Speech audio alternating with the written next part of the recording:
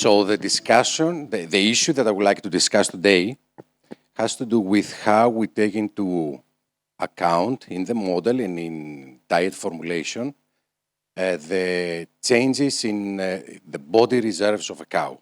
Okay? We do know that is something natural. We do know that is something important. We have to count on that in order to meet the milk production demands.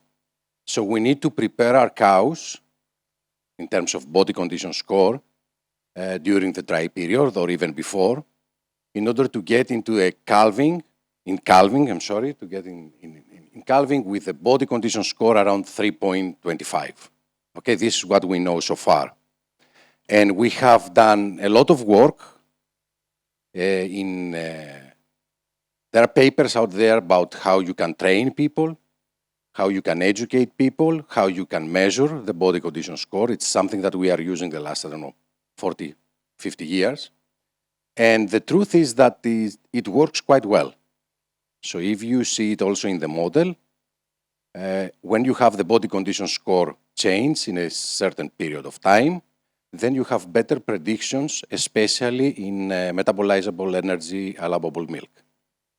In the data set, when we did the evaluation of 6.5, because we used literature data, when we had the body weight and the body condition score change, the predictions were very good because they were not reported regularly in papers. When we didn't have it, then the predictions of ME allowable milk were not that good. So we do know that body condition score works.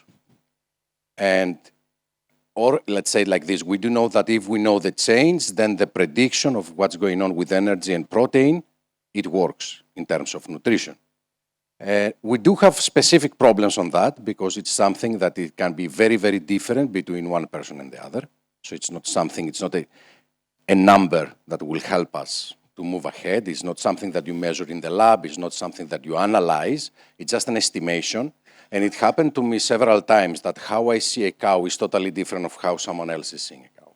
For example, when I see a cow at around 3, I have persons that are saying that is 2.25, others that say that is 3.5. Even if you educate them, how someone sees a cow is totally different. We have ways to deal with that. As a nutritionist, for example, when we do body condition score, we need to have 2 or 3 evaluators, no? Or at least, this is what I suggest, to have the same person going there and doing the body condition score in a specific farm all the time, because what you need is not the number itself, what you need is the change of the number through time, okay? And this is why there is also research, and this is this photo, that tries to get from pictures with machine learning, with AI and other techniques, a better number. A number that will not need a person to evaluate the cow. And then you can have a camera at the milking parlor that will take a picture, they will give you a number, you can have this number constantly, day by day, and this can work also. However, the last 10 years, I think it's more and more used, we are going to the ultrasound. Okay, we have an ultrasound, we scan the longissimus dorsi, the muscle, and we get fat, but also we get the muscle thickness. And this is much more, not accurate, much more precise. It's just it's a number. And there are a lot of studies. I mean, the work of Professor Economou at the University of Liverpool with Will there, they did a lot of work on that, and they did their work. We have seen it. They are published. 2022 was the Siachos papers, no? About the work that they did in Greece in several farms with transition cow mainly, and they tried to get an actual number of what the body reserves are and how this can change through time. And this is a better technique, theoretically. It's something that we, the scientists, or the nutritionists, or everybody, we liked more, no? Because it is a number. This number doesn't have to do with how I see or how Hugh sees a cow, and it's a number that I can work with. And probably this is progress. But this progress has 2 main problems. One is that we need to model it. So we need to have a lot of data in order to model and see how these body reserves, how they change, they can supply energy and protein for the cow.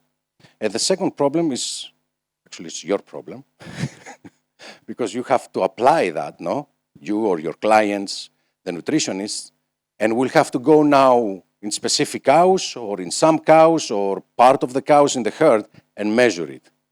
And this means a lot of work. This means one more work for the farm. And the question is, are we willing to do this? Because measuring body condition score in a 500 cow dairy can be like 30 minutes, 1 hour maximum. Okay, but going with an ultrasound, even if you take part of the cows, like 20% of the cows in this 500 cow dairy, it can give you several hours of work. So this is the question, are we willing to do this or not? Thank you very much.